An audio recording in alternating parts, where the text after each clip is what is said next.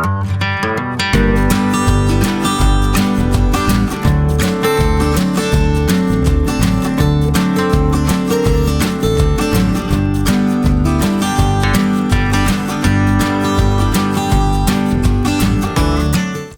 सर्वांना, श्री स्वामी समर्थ.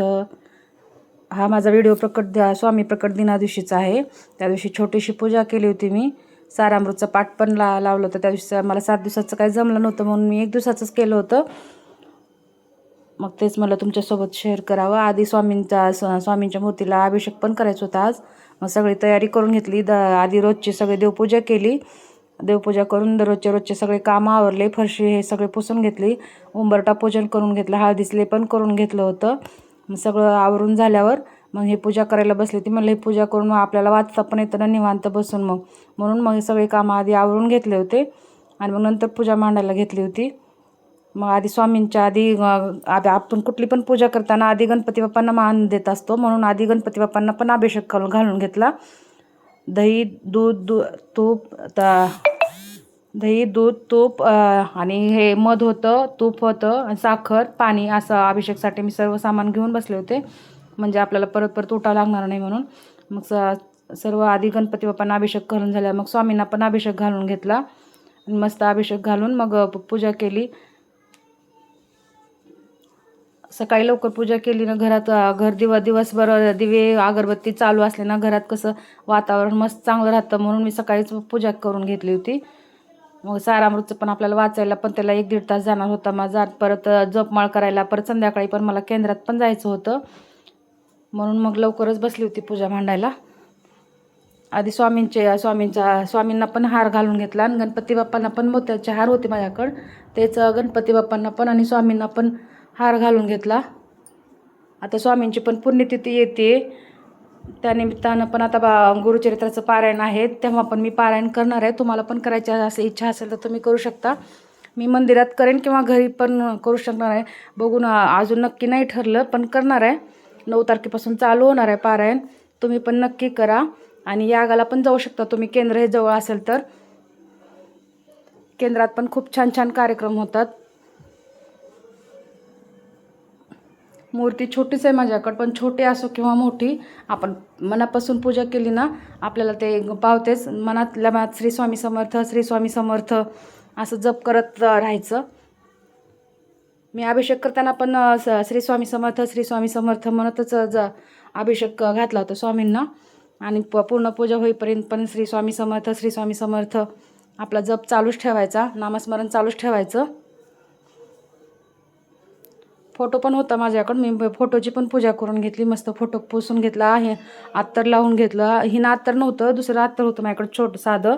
मग तेच अत्तर लावून घेतलं. माझ्याकडं दक्षिणमुखी शंख पण आहे. मग शंखाची पण पूजा करून घेतली होती.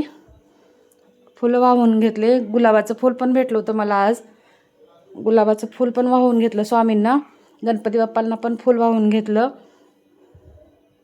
आणि शिरा काय मला सकाळी करणं झालं नव्हतं म्हणून मी सकाळी आधी साखरच ठेवली होती. नैवेद्यासाठी साखर ठेवली आणि मग नंतर शिरा बनवला होता 5 वाजता. मला केंद्रात पण जायचं होतं म्हणून मग शिरा नंतर बनवला. पण मला केंद्रात का जायला त्या दिवशी खरंच जमलं नाही. जायची तरी इच्छा होती पण इथं शेजारी मंदिर होतं, तिथं जाऊन प्रसाद घेऊन आलो होतो आम्ही. पण प्रसाद भेटला आम्हाला. छोटीशी रांगोळी पण काढून घेतली होती. पूजा कशी झाली ती माझी नक्की सांगा मला, कमेंट करा. आणि मग माझं पण काय चुकत असेल तर मला तुम्ही नक्की सांगू शकता कमेंटद्वारे. कशी झाली पूजा. खरंच मन प्रसन्न झालं पूजा बघून. घर कसं असं लखलखत होतं, मस्त वाटत होतं घरात. तुम्हाला पण आवडली का नक्की सांगा माझी पूजा. मग स्वामी सारामृताचे 21 अध्याय वाचून घेतले आणि 11 माळी जप केल्या. 11 वेळा तारक मंत्र केला. 11 वेळा तारक मंत्र म्हणताना आपल्या हातात ग्लासमध्ये पाणी ठेवायचं आणि तेच ग्लासमधलं पाणी आपण आपल्या मुलांना प्यायला द्यायचं. ते चांगलं असतं मुलांच्या बुद्धीसाठी. म्हणून मग मी ते मुलांनाच दिलं होतं पाणी प्यायला. 2 दिवे तुपाचे लावले होते आणि एक समई ते तेलाची लावली होती. आपल्याला आरती पण करता येते म्हणून लावून घेतलं होतं मी सर्व काही. मग सर्व पूजा करून घेतल्यावर मग वाचायला बसले. वाचायला मला किमान 1-1.5 तास लागला. कंटिन्यू सारखे वाचते ना, त्याच्यामुळं जास्त टाईम नाही लागत आता वाचायला. होतं माझं लवकर वाचून. 1-1.5 तासात वाचून झालं आणि अर्धा-पाऊण तास लागलं जपमाळ करायला. जास्त वेळ काय नाही लागत. दुपारचं बसले होते त्याच्यामुळं कोण नव्हतं घरात, पण निवांत होतं म्हणून लवकर झालं माझं वाचून. आणि मुलं पण असले की मम्मी हे दे ते दे राहते ना त्यांचं, मुलांचं मागं, म्हणून मला सगळे जिकडे तिकडे गेल्यावरच बसली होती वाचायला. पूजा खूप छान झाली. त्या दिवसाचा दिवस खूप छान गेला माझा. तब्येत ठीक नव्हती तरी पण स्वामींनी सगळं माझ्याकडून करून घेतलं होतं त्या दिवशी. माझ्या छोट्या मुलाला पण देवाचं करायला लय आवडतं, स्वामींचं करायला. तो गुरुवारी रविवारी जातो मंदिरात आरतीला. आरतीची पूर्ण तयारी करू लागतो त्या ताईंना. मग मुलं आल्यावर संध्याकाळी आरती करून घेतली. मग तोपर्यंत मी रवा भाजून घेतला आणि शिरा केला. शिरा करून मग नैवेद्य दाखवला आधी आणि मग पुन्हा मुलांना घेऊन आरती केली. आधी गणपती बाप्पाची आरती केली, मग स्वामींची आरती केली. आणि माझ्या हॉलमध्ये पण एक स्वामींचा फोटो आहे लावलेला, मोठा फोटो आहे. तो फोटो काय मी आतमध्ये बसणार नाही म्हणून मी तो फोटो ठेवला नव्हता आतमध्ये. बाहेरच हॉलमध्ये जागेवरच त्यांची पण पूजा करून घेतली होती, फोटोची पण. माझ्या छोट्या मुलाने आरती घेतली होती. आम्ही आरती म्हणत होतो. मोठा मुलगा पण होता आरती करायला. त्यांचे पप्पा काय अजून आले नव्हते, त्यांना उशीर होणार होता म्हणून आम्ही आरती करून घेतली संध्याकाळी 5 वाजताच.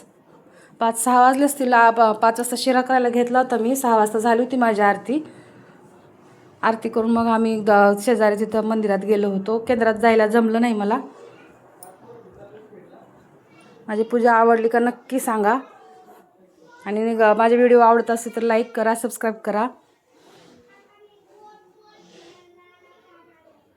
माझा व्हिडिओ बघितल्याबद्दल खूप खूप धन्यवाद. Thank you so much. Shri Swami समर्थ.